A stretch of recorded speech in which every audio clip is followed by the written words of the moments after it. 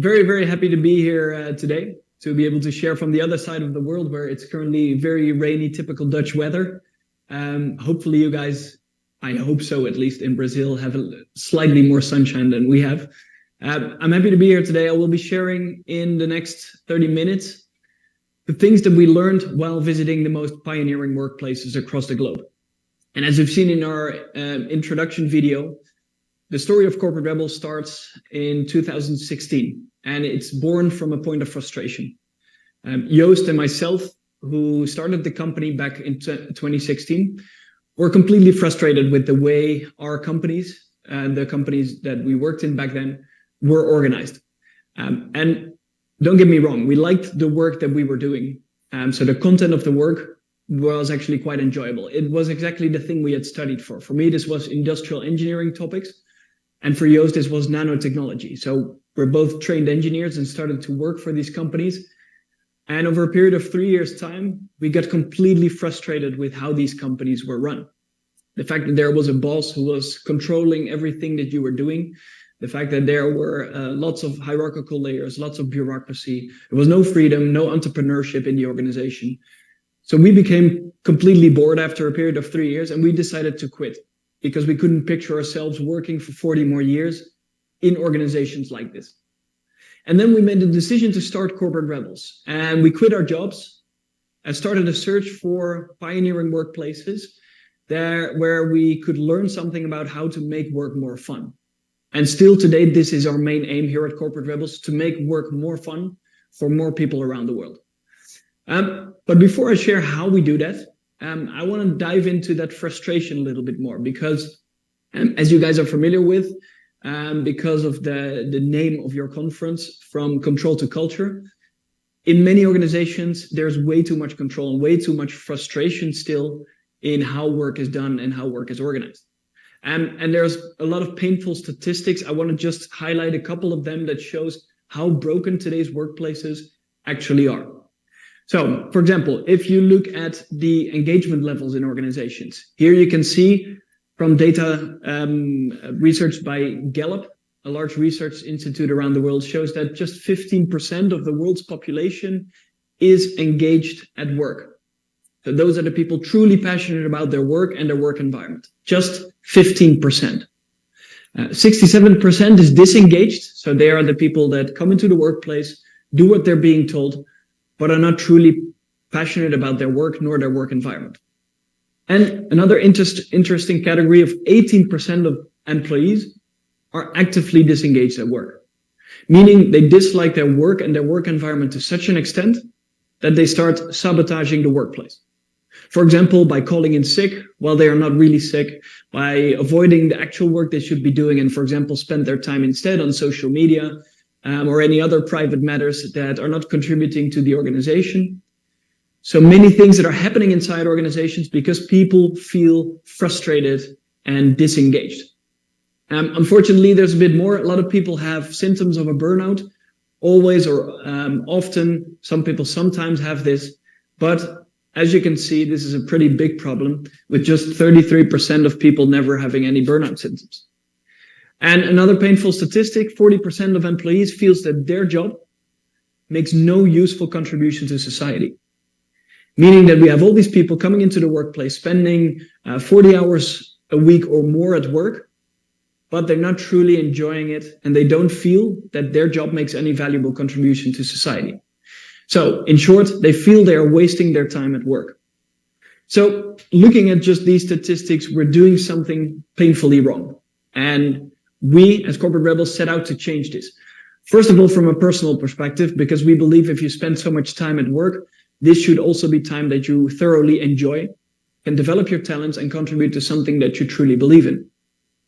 But even for organizations, there's a big benefit in figuring out how to fix this problem.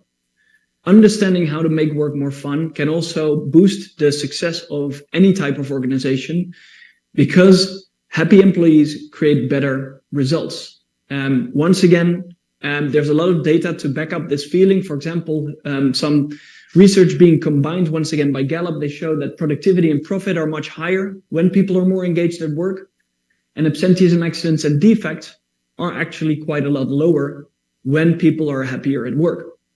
So it makes sense from a personal perspective, but also from a business perspective.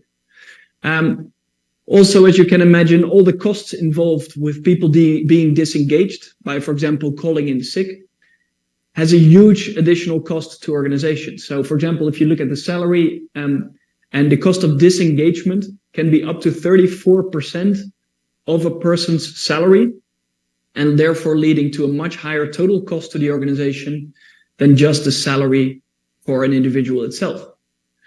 So it's not just painful for people, it's also costly to organizations. So we set out to change this from our personal motivation to actually have work that's enjoyable, but also to understand how we can realize a situation like this for more people around the world. And this all started back in 2016 when we created what we called a bucket list. And as you've seen briefly in the video, this was a list we made of academics, CEOs, entrepreneurs, and organizations that could teach us something about making work more fun. And it all started with one particular individual that is based here in Sao Paulo, Ricardo Semler. He was on our radar as the very first individual that we wanted to meet and research his company, Semco, to understand better how their workplace is organized differently. So it has a Brazilian start to our story. Besides Ricardo Semler and Semco, we added many more pioneers and organizations to this list.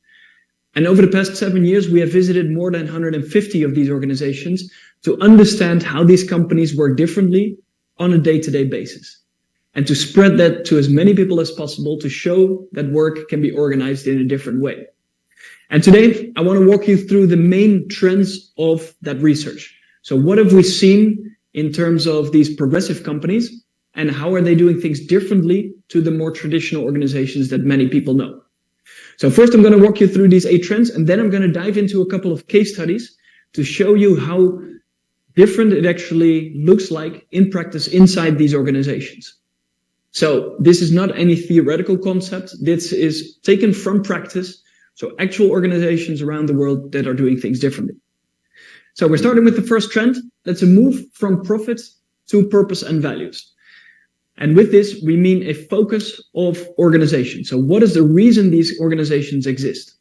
For many traditional companies, this is making money and making as much money as possible for shareholders, focusing on the share price, on quarterly earnings, and making sure that the shareholders earn more and more and more money. But these progressive organizations believe that that's an outdated way of thinking and that it actually is destroying our world. So instead of extracting all the value from an organization, they believe they should reinvest it in their purpose. So they all have a very clear reason why they exist, which is something more valuable than just making money. And they have a very clear set of values in place that guide their behavior towards that purpose. For example, Patagonia is a beautiful example of an organization well known for this. One of them, the headquarters of Patagonia, we visited already in 2016 and learned about how they're actually doing things differently over there, really putting their purpose and values first every single day. Then the second trend is a move from hierarchical pyramids to a network of teams. And then we're talking about the organizational structure. So in traditional organizations, you have the pyramid shape with the CEO on top, lots of management layers in between, and then you get to the people at the front line who are doing most of the operational work. Often divided into functional silos where you have finance, marketing, HR, manufacturing. All of them are focused on their part of the business. But this leads to a lot of silo thinking, a lot of departments only focusing on what's best for them and not what's best for the customer as a whole. Therefore, these progressive organizations remove that hierarchical pyramid and instead form into a network of teams, breaking down the hierarchy from an average of 8 layers of hierarchy to just 2 or 3, where you have still mostly leadership, top leadership in place, but then a lot of autonomous teams that are self-managing without managers and are doing the work based on their own autonomous decision-making. More or less running their team as if it's a separate business within a larger ecosystem. For example, a beautiful example is an organization called Hire, and they split up their organization from 80,000 employees in one big pyramid structure.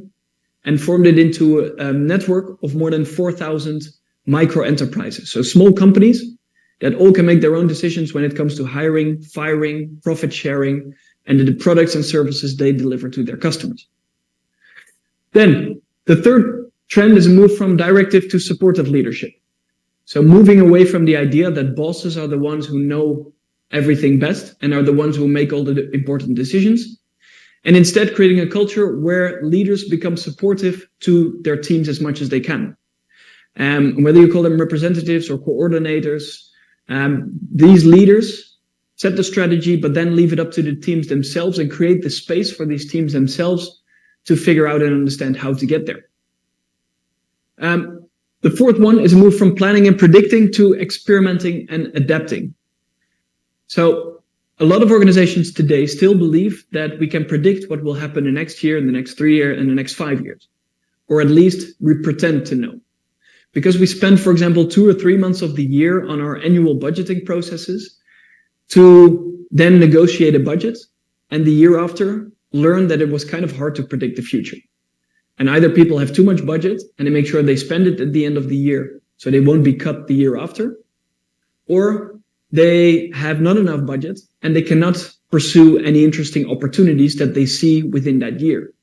So that's why these progressive organizations focus much more on experimenting and adapting, constantly changing their ways of working, their services, their products, to understand how they can best serve their customers. And for example, a large Swedish bank called Handelsbanken, employing 14,000 people, and it's a bank, so they're a highly regulated financial institution, but they don't have an annual budgeting cycle in place. And they just have 4 layers of hierarchy, and these teams, local teams, have a lot of decision-making power themselves on, for example, the mortgages that they supply to their customers. So it's a very different setup than the traditional banks that most people are familiar with, but they are significantly outperforming their competitors. Then the fifth trend is a move from rules and control to freedom and trust. So how can you get rid of a lot of rules and policies that dictate how people should be doing their job? And how can you instead focus on creating a workplace where people are free to make their own decisions and where they are trusted as if they are responsible, sensible adults? We do it at home. We have a lot of responsibilities and a lot of freedom at home. For example, when we raise our kids, when we buy a house, arrange a mortgage, organize things with our friends and our communities. But then when we come into the workplace, often we're not allowed to spend 200 or 300 euros of company money. And this doesn't make a lot of sense because we're not tapping into the creativity and the feeling of responsibility that people have at home. So that's why these pioneering organizations focus much more on creating a culture of freedom and trust. The sixth one is a move from centralized authority to distributed authority. So how can you push decision-making as far to the front line as possible so that people in closest contact with their customers and suppliers are the ones who can make their decisions quickly? The seventh one is a move from secrecy to radical transparency. So opening up all kinds of information in the organization so that people can make the right decisions and they can truly understand what's happening within the organization. For example, opening up the company financials for everyone to see, opening up the salary levels of everyone for every other person in the company to see, creating full transparency around what's happening and all the information, making that available to people so they truly can act and feel like owners and entrepreneurs. And then the final one is a move from job descriptions and job titles to talents and mastery. So instead of relying on a way of fixing a job description and then trying to hire a person that perfectly fits it, these organizations focus on the talents of individuals first. They want to understand what talents they have in the organization, and then they build the ideal job around those specific individuals to make sure that people can actually do the thing they're good at and also do the thing they love to do most. So very briefly, that was a bit of a summary of what we've seen across the world from these visits to more than 150 pioneering organizations. Now I want to dive into some examples just to make it a bit more lively and to show you how radical some of these companies are organized. Let's focus first on an organization where you would not necessarily expect a thing like this to happen. The man you see here is called Frank van Massenhoven, and he has been leading the FOD, which is the Belgian Ministry of Social Security. So this is a government organization employing 2,000 people. And the transformation started back in 2002, where Frank came into his leadership position and he was running into a whole bunch of trouble in the organization. People were calling in sick. A lot of people were leaving the organization. There was a lot of bureaucracy that made people unhappy, and people couldn't be productive because there were so many rules that kept them from actually delivering great work. So he decided to start a transformation journey. And over the first 5 years of that transformation, they made some remarkable changes inside the organization. They got rid of most of their rules and their policies. And they created a lot of freedom and trust for people to make their own decisions. For example, when you look at the organization right now, they have a couple of interesting features in place that show this freedom and trust in the organization. For example, people that work for the ministry can decide for themselves where they work, when they work, with whom they work, on which projects they work. They can all decide this for themselves, and they can even decide for themselves how many hours a week they want to work. So they don't track anything. They just focus on the outcomes of people's work and not on the amount of time they spend sitting behind their computer in the office. And they've been doing this for 20 years already. So this is not something new that happened during the pandemic, but this is something that they've been doing for 20 years, and they have great results to show for it. By the way, besides this freedom and trust, they do a lot more interesting things. They have self-selected leaders. So the teams, they select their own managers because they feel this will bring them much more supportive leadership. And they, as I already mentioned, have the focus or have the opportunity to work on the projects they feel most passionate about. So this organization is driven by passion and not by controlling people and telling them how they should be doing their job. But let's look at some of the results, which are quite astonishing. In the first years of their transformation, they had a 10% annual productivity increase for over 10 years. So they weren't just able to engage and motivate people, they were also to have much higher productivity inside the organization. Nowadays, they have the lowest absenteeism of any organization in Belgium, while before the transformation, they had a lot of problem with people calling in sick. Before the transformation, when they put out a job vacancy and they were looking for a new person to join their company, they had on average 3 people replying to the job vacancies.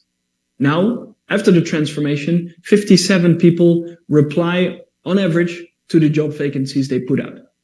So they're much more able to attract the right talent to their organization. Then they are preferred by 92% of the government study graduates who want to work for one of the ministries. Before the transformation, this was just 18%. So the people who have recently graduated in government studies and that want to work for one of the ministries, from those, 92% of them want to work for this specific department. And then another interesting one, they won the Gender Balanced Organization Award because of their great gender balance in the organization. The interesting thing about it, they did not put any rules in place for this gender balance. They just allowed people the freedom and trust to organize their work as however they want to, with all their other priorities in life with which they need to integrate it. And they shown by giving people the freedom, a much more diverse group of people also feel they can contribute a lot to the organization.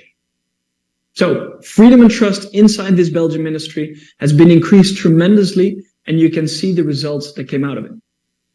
Let's look at one more example. This is an organization here in the Netherlands. They are called Buurtzorg. You would probably pronounce this completely different, but it literally translates to neighborhood care. Jos de Blok has been the founder and CEO of that organization for almost 20 years now. And they started in 2005, and they were born out of frustration as well. Because Jos, who was a nurse himself before, worked in home care nursing. So they went into people's homes to take care of them, to treat them. And then those people didn't have to go into the hospital because of that. So they provide all these home care services, as many other organizations, but Jos had the experience of doing this in a traditional organization. And he became completely frustrated with it. Similar to our frustration, he got frustrated by the fact that there were all kinds of departments only focusing on optimizing their part of the work. That managers were only focused on telling people how they should be doing their job, instead of simply allowing the nurses to do the thing they love to do most, which is treating patients in their homes. So he set up Buurtzorg with a completely different perspective. And he said, we're going to organize this organization around the autonomy of nurses. And if we do that, if we give them as much freedom and trust as possible, and if we give them the opportunity to bring their talents into the workplace, then they will be able to do the best possible work. We as an organization don't need to tell them how they should be doing it. We just need to be there to create the right environment for people to excel. So what have they created now? The organization now exists about 17 years. And while they started with just 4 nurses, they now have 15,000 employees in the organization, and they have 1,000 plus self-managed teams. So it's really organized as if it's a network throughout the Netherlands, with these teams having mostly 10 to 12 nurses that take care of everything that needs to happen in their neighborhood. So these nurses have no manager, but they are responsible for running their team as if it's a separate organization. So for example, they do the hiring, the firing, onboarding, training, planning the work, executing the work. Everything happens within those teams. And as I mentioned, they have no managers. In fact, they have no manager whatsoever in the entire organization. They do have 25 coaches. They're responsible for supporting the teams if they get stuck, but they have no decision-making power over the teams. So 15,000 people, 0 managers in the entire organization. They have 50 people support staff in headquarters. So on such a large organization, that's of course very lean, because the support staff is just there to provide the teams with the bureaucracy they cannot avoid. For example, dealing with insurance companies and other bureaucratic things that the organization has to do, but that they don't want to bother the nursing teams with. Interestingly, therefore, overhead costs are 67% lower than traditional home care nursing organizations. They have the highest employee and client satisfaction and extremely low levels of staff turnover. Plus, at Buurtzorg, they cure patients faster than their traditional competitors, showing that this model is not just beneficial to employees, not just beneficial to taxpayers, but also beneficial to patients who are treated better with this Buurtzorg model. And it's based on many of the 8 trends that I talked about before, similar to the Belgian ministry. And we have many more examples of companies that are reinventing how work is done, similar to Semco and Vargas in Brazil. And there's many around the world who are challenging the status quo in how work is organized. So a little bit of a recap now back to Corporate Rebels. I told you in 2016 we started, and we started without a business model. So we were not making any money. We didn't even know how we were going to make money with this. We just quit our jobs and said, we want to understand how work can be made more fun. Let's research, and then we'll figure out a business model once we understand the topic better. The most embarrassing part of that story is that Joost and me, who co-founded the company, we moved into one apartment to save costs. But it got even worse. We moved into one bedroom to save even more costs. So you had these 2 beds, Joost and me there, and this was back then the Corporate Rebels headquarters. Luckily, that's not the case anymore. But nowadays, the movement has grown around the world. And what we started back in 2016 has grown into a global movement of people coming together who are eager to learn about new ways of working and make a change inside their own organizations or their own work environment. So what started in 2016 with just a blog and a lot of visits to pioneers around the world has started to grow over time. In 2017, we started to organize meetups around the world of people coming together to share ideas and insights and learn from each other and support each other to change the way they work. And we started doing academic research in 2018, working with Harvard Business School and INSEAD to help the new generation of students to understand how work can be organized differently and to avoid educating people into the traditional management models that we've been doing for decades already. In 2019, we published our book, what you've seen already before, now translated into a bunch of languages, unfortunately not Portuguese yet. 2020, the pandemic hit, which changed the entire discussion around new ways of working. Because before the pandemic, people said, this will never work. Working from home, working in different locations, it can work for a couple of pioneers, but it will never work for us. Well, I think the pandemic all showed us that hybrid or remote working situations can work perfectly fine too, as long as we trust people and as long as we organize other things around it in a good possible way. So the conversation is now much more than just remote work. We launched an online academy, so a learning platform for people from around the world to learn from pioneers and also to find a community of like-minded people. And last year, we set up another company called Chrysos. And it's a private equity firm through which we buy small and medium-sized businesses and then transform them into a progressive workplace. To then, once the transformation is completed, sell it to the employees to show that it's beneficial to transform companies from traditional to progressive and give people that freedom and trust and autonomy that they require in the workplace. So, time for some questions. My final message to you is that the world desperately needs more rebels.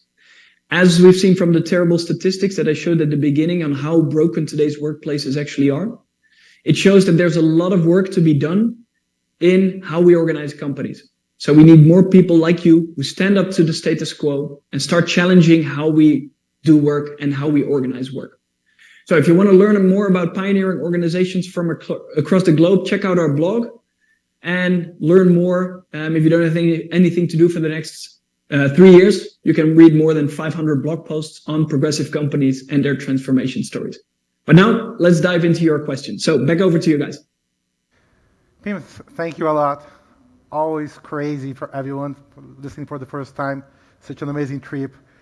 And the first question actually is mine, and regarding learning, because on the book you mentioned one chapter specifically, but we are talking here with a bunch of L&D, learning and development people, that are willing to change and have more autonomy and more transformation within their learning function.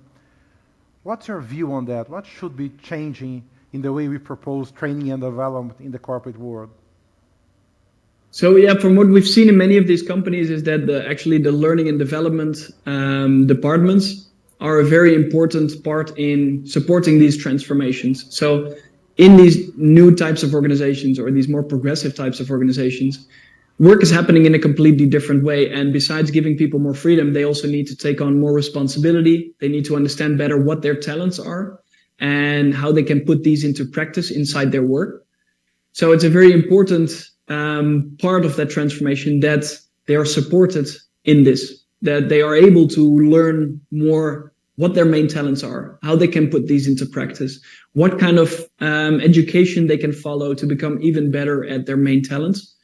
And a lot of this is often supported by L&D functions inside organizations. So my main message always is to L&D people is to start within your own department and figure out a way to change your own way of working, to understand how things can be done differently. And once you figure that out, start also sharing that and supporting other teams in the organization to do the same thing.